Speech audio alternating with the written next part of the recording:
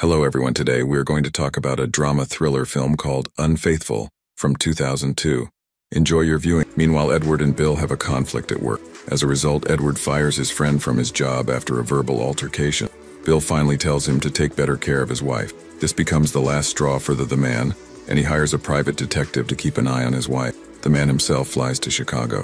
For one day that day, the detective takes pictures of Connie and her lover. The woman herself is so engrossed in her affair that she even forgets to pick up her son from school, and in the evening she is very worried about it. Upon arrival, the detective tells Edward all the details of his wife's meetings with Paul and gives him the address with the photos and goes to Paul to break up with him on the street. She notices him AOMIED by a young girl.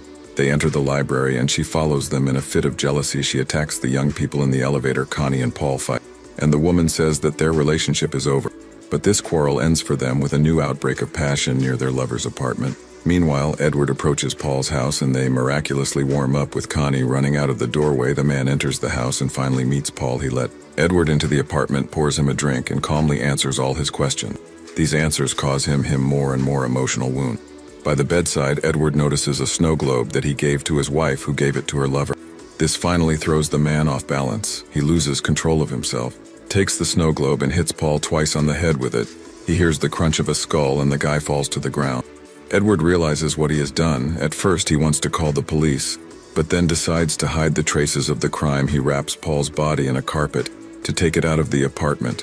Suddenly he hears his wife's voice on the answering machine. She tearfully tells her lover that she can no longer deceive her family and that it is over between them. Surprised, Edward deletes all the messages and takes Paul's body, not noticing his wife's phone number. On the table, the man puts the body in the trunk of his car and drives to the school play. Upon arrival, he changes his clothes in the restroom, throws away his soiled shirt, and goes to the auditorium where Connie is waiting for him, showing him tenderness for the first time in a long time. Waiting until nightfall, Edward takes Paul's body to the dump and buries it in a pile of garbage. After that, he takes the car to the car wash. Since then, the man has noticed that his wife has begun to show warm feelings for him again.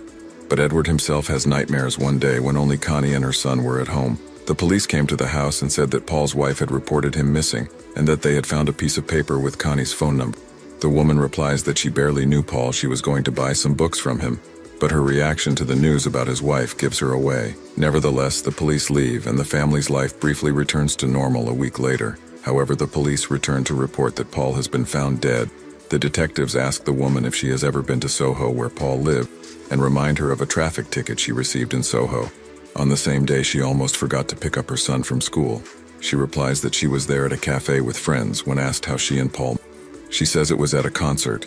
Unexpectedly, her husband confirms this, saying that he was there with his wife. Edward sees that the police are pressuring his wife and takes them outside, leaves the woman alone with her experience.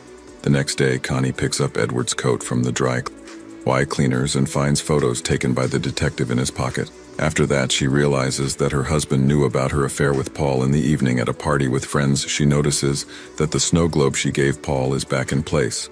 She realizes by the look in Edward's eyes that he has done away with her lover, left alone.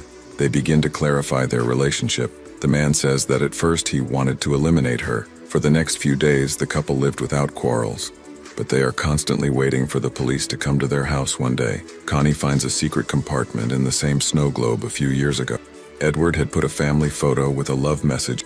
That same evening, she burns the photos the detective took. She imagines that on the day she met Paul, she got into that free taxi and went home. Her husband comes up to her and says that he wants to tell the police about everything because they can't live with this anymore.